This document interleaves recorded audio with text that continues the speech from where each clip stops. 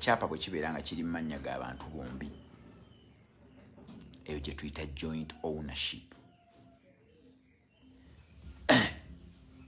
Esobola okulaga ekyapa kisobola okulaga percentage. Lwakuba abantu abamu tebabimanyi. Ekyapa kiyinza okuwandiisibwa ne kiraga percentage.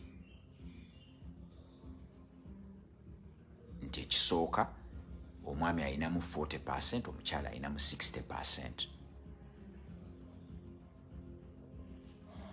Ekyapa bwe kiba tekiraze percentage ne kibeera nga just kyamannya gombi, then omusajja ayinza okuleeta evidence oba omukyala ayinza okuleeta evidence, kubanga g'amazima gali nti kasita ekyapa kibeera mu mannya ga bombi tewali wayinza kukiclaiminga ku bwannannyini.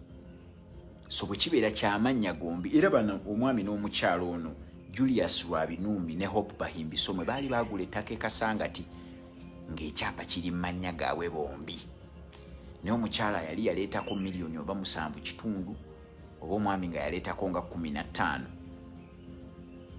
Evidence mugenda eweeyabaguza, eyabaguza ayinza obbayamba nga akyayina endagaano mwe bwe muba temugirina.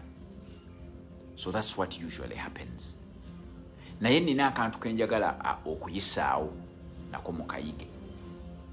Kasita ogula ettaka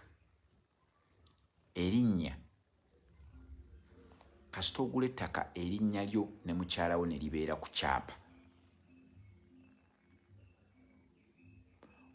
omu ku mmwe n'afa, ettaka liba ly'oli eyasigadde nga mulamu.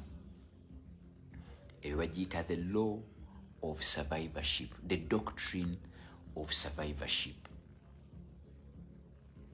Kasita omwami n'omukyala mugula ettaka ne libeera mu mannya gammwe mwembi, oba ne bwe mubeera just ba mukwano,